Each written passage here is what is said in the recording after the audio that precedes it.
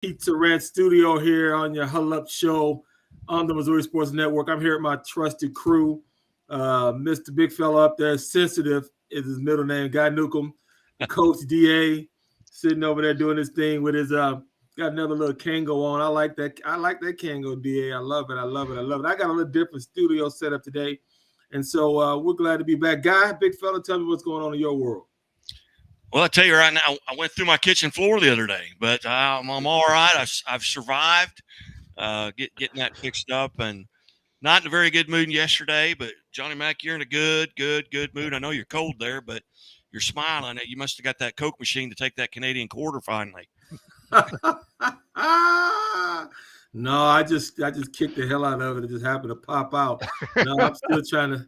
I still got that quarter, damn it. I'm gonna make it work one of these days. Coach, what's up with you on that side of the screen, buddy? Not much. Just living the dream day by day, brother. What they say, if you live in that dream, then try not to wake up. Hey, we appreciate everyone being out here today with us. We're just gonna jump right into a couple things. I got back. I withdrew from my madness of last week. The Cardinals actually went on a 3-game winning streak, and who am I? I think that we could have won 4 in a row.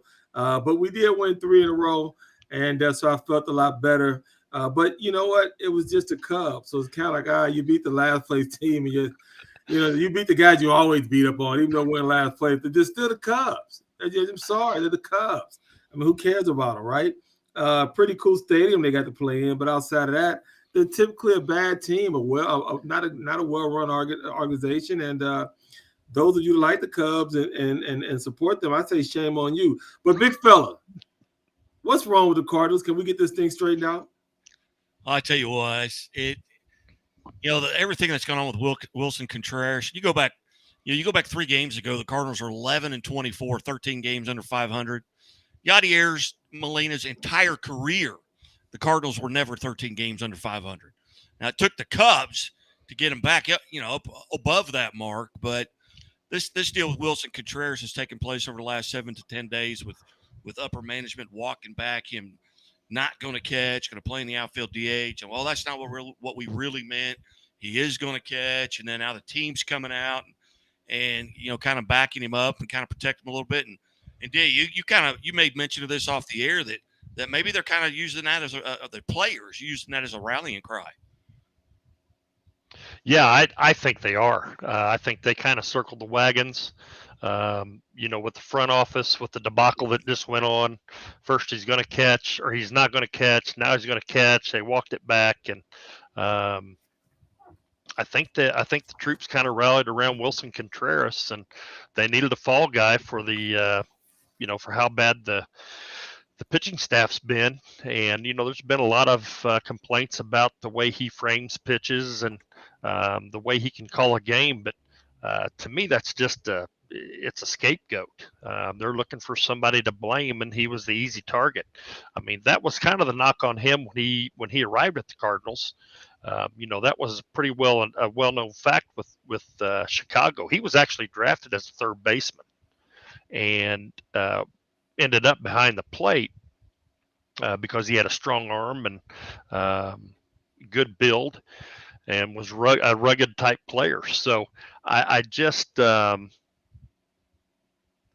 think upper management reared its ugly head again for the Cardinals. And I think that the players just finally said, hey, we've had enough. It's time. You notice that when, they won their last homestand game and then go into Chicago, who has been playing pretty well as of late, and won 2 out of 3. Yeah, I just think we underestimated probably the value of a Yadier Molina, the value of an Albert Pujols in that clubhouse, even when Wainwright, him being away from the team. I think we just undervalued those individuals. I don't think we put a lot on the importance that they had. Now we do, but we can't say, well, Yadi was Yadi, but that level of consistency there was amazing. And to have someone that could kind of control those younger guys. And you do need someone that's fiery. And I like the Contreras, had a little bit of spunk about him, had a little bravado, had a little bit of a swag about him. There's nothing special about seeing, some of these players come up. Dylan Carlson doesn't inspire you to do great things in the world. You know what I'm saying? Some of the Party Young doesn't make you want to go run through a wall. Goldsmith, while he's an MVP, he's a solid performer. But sometimes you need someone with some swag. You need a Fernando Tatis. You need Junior. So you need someone like that who's gonna say, "Man, I'm the man out here."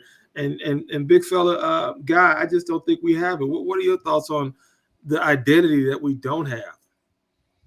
Well, I think you're talking about a man that could put a team on his back. I think you're talking about Goldschmidt. I mean, he went for 3 home runs in one of those games, but he's very quiet. You've heard him talk about he does not say anything in the clubhouse. He's not boisterous. He got a curtain call in that 3 home run game and didn't want to go out and accept it. I mean, he's not that kind of leader. He is a leader from the front. Here, follow me, do what I'm doing. He's not a guy that's going to get behind you and kick you in the ass. He's a guy that's going to be out front. You follow me. I don't know that they've got a guy on the roster that is that guy. I mean, Yadier Molina was that. I mean, he would get in your face and he would tell you this is the way it's going to be. I don't even think Wainwright's like that. I mean, he's kind of mild as well. So maybe that's what they need. Maybe that's where Arenado comes in. But with the lineup changing so much daily, it's just hard to get that guy. I mean, yeah, you've got Arenado and Goldschmidt hitting in the middle of the lineup, but then you've got all these other guys that are mix in, mix out, DH, catcher, shortstop. You never have the same lineup, and that hurts. It hurts you mentally. I mean, look what it did with Jordan Walker. He was hitting 274 at the major league level. They sent him down. He's hitting $170 at AAA. I mean, that just takes the wind out of you, and they do need that kind of kick in the ass leader. I think they've got one. The one they just threw under the bus. And I mean, you think about it, Wainwright, besides Wilson Contreras, they're the only two that have experienced winning World Series title. And Wilson Contreras was an emotional leader for the Chicago Cubs when they had their fire sale. I think he can be that guy if they allow him to do that. And with having been such a huge contributor to that World Series championship, the guys in the clubhouse respect that. He's been there, he's done that, he knows what it takes. But I just feel like with him being thrown under the bus, he's going to back up and count his money every month. And I mean, think about this: he's in for 5 years, $87.5 million, and he's not even 40 games into the season, his first year of the contract, and they're already backing the bus up over him. I don't understand it. Well, I think they'll get rid of Marmol before they get rid of Contreras. But I tell you guys what I won't do to either one of you. I promise you this. I won't kick you in the ass. All right, we won't do that around here. All right, we won't do that. But we will kick around a couple other things when we come back. We got several things we want to talk about. The NFL released their schedule. Got some college baseball we want to get into. And some open night, see what the Chiefs are going to do this year. They got a couple of interesting games. And so everyone stay right where you are. Stay seated. Cover your butts. We'll be right back.